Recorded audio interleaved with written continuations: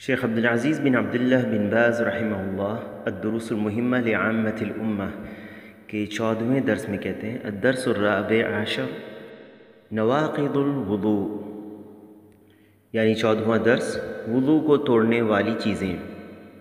شیخ کہتے ہیں نواقض الوضوء وہی ستہ الخارج من السبیلین والخارج الفاحش النجس من الجسد وزوال العقل بنوم أو غيره ومس الفرج باليد قبلا كان أو دبرا من غير حائل وأكل لحم الإبل والردة عن الإسلام أعاذنا الله والمسلمين من ذلك۔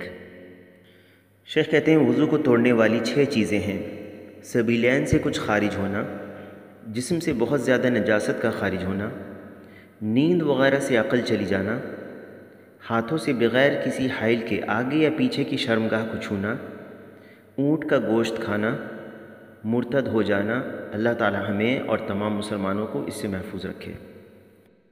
وضو کی شروط اور فرائض کو بیان کرنے کے بعد شیخ وضو کو توڑنے والی چیزوں کو بیان کرتے ہیں۔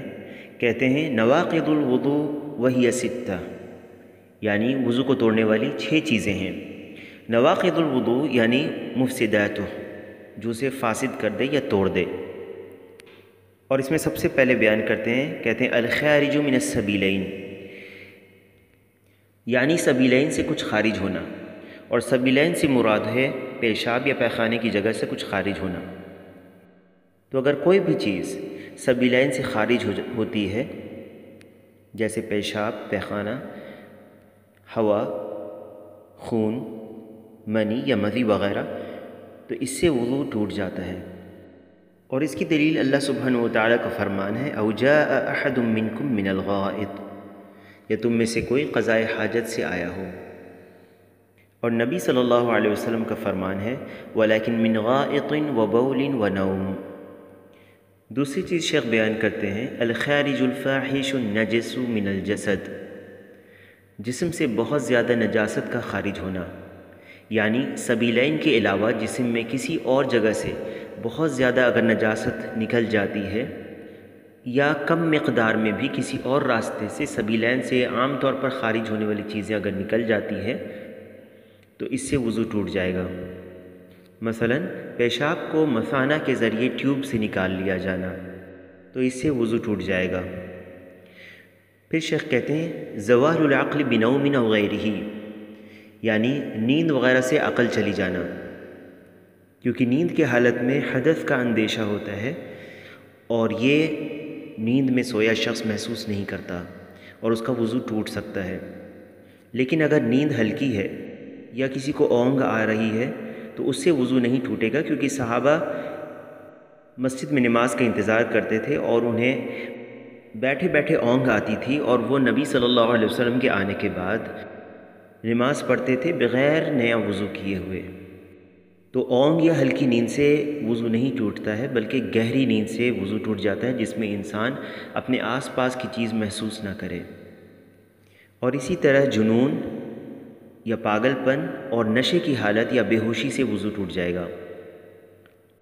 اس کے بعد شیخ چوتھی چیز کو بیان کرتے ہیں اور کہتے ہیں مس الفرج بالید قبلا کان او دبرا من غیر حائل، یعنی ہاتھوں سے بغیر کسی حائل کے آگے یا پیچھے کی شرمگاہ کو چھونا۔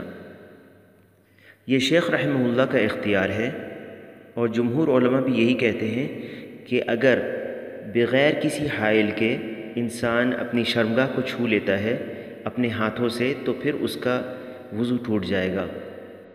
اسی طرح چھوٹے بچے کو دھلانے کے وقت اس کی شرمگاہ چھونے سے وضو ٹوٹ جائے گا، اور یہی اختیار شیخ رحمہ اللہ کا ہے۔ اور ان کی دلیل بصرہ بنت صفوان رضی اللہ عنہ کی حدیث ہے کہ نبی صلی اللہ علیہ وسلم نے فرمایا من مس ذکرہ فلیتوضأ۔ اس کے بعد شیخ کہتے ہیں اکل لحم الجزور، یعنی اونٹ کا گوشت کھانے سے یعنی وضو ٹوٹ جائے گا۔ اور یہ اس لیے کیونکہ حدیث میں ہے کہ رسول اللہ صلی اللہ علیہ وسلم سے پوچھا گیا اتوضأ من لحوم الغنم قال ان شئت فتوضأ وان شئت فلا توضأ۔ جابر بن سمرہ رضی اللہ عنہ کہتے ہیں کہ ایک شخص نبی صلی اللہ علیہ وسلم کے پاس آیا اور اس نے کہا کہ کیا میں بکری کے گوشت کھانے کے بعد وضو کروں؟ تو آپ صلی اللہ علیہ وسلم نے فرمایا کہ اگر تو چاہے تو وضو کرے اور چاہے تو نہ کرے۔ پھر کہا قال اتوضأ من لحوم الابل، کیا میں اونٹ کا گوشت کھانے کے بعد وضو کروں؟ قال نعم فتوضأ من لحوم الابل، کہا کہ ہاں اونٹ کا گوشت کھانے کے بعد وضو کرو۔ اسے مسلم نے روایت کیا ہے۔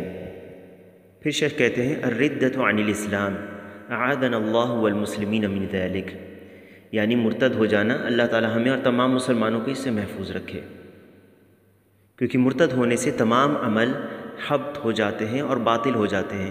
اللہ کا فرمان ہے لئن اشرکت لیحبطن عملک، یعنی اگر تو نے شرک کیا تو تیرے تمام اعمال اکارت ہو جائیں گے۔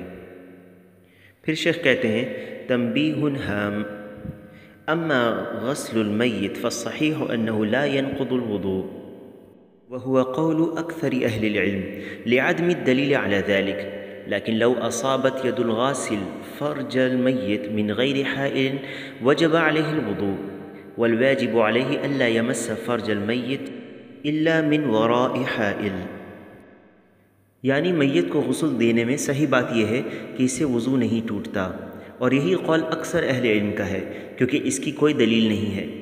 لیکن اگر غسل دینے والے کا ہاتھ میت کی شرمگاہ کو بغیر کسی حائل کے لگ گیا تو ایسی صورت میں اس پر وضو واجب ہے۔ واجب تو یہ ہے کہ اس کا ہاتھ میت کی شرمگاہ کو نہ لگے بغیر کسی حائل کے۔ پھر شیخ کہتے ہیں وَهَكَذَا مَسُّ الْمَرْأَةِ لَا يَنْقُضُ الْوُضُوءَ مُطْلَقًا سِوَاءٌ كَانَ ذَلِكَ عَنْ شَهْوَةٍ أَوْ غَيْرِ شَهْوَةٍ فِي أَصَحِّ قَوْلِ الْعُلَمَاءِ ما لم يخرج منه شيء، لأن النبي صلى الله عليه وسلم قبل بعض نسائه ثم صلى ولم يتوضأ، یعنی اسی طرح مطلقاً عورتوں کو چھونے سے وضو نہیں ٹوٹتا اہل علم کے صحیح ترین قول کے مطابق، چاہے وہ شہوت سے چھوئے یا بغیر شہوت کے، جب تک اس کے جسم سے کچھ خارج نہیں ہوتا، یعنی اس چھونے کی وجہ سے شہوت کی وجہ سے کچھ خارج نہیں ہوتا، کیونکہ نبی صلی اللہ علیہ وسلم اپنی بعض ازواج کا بوسہ لیتے اور پھر بغیر دوبارہ وضو کیے نماز پڑھتے۔ پھر شیخ کہتے ہیں اما قول اللہ سبحانہ فی آیتي النساء والمائدہ او لامستم النساء فالمراد به الجماع في الأصح من قولي العلماء، وهو قول ابن عباس رضي الله عنهما وجماعة من السلف والخلف، والله ولي التوفيق،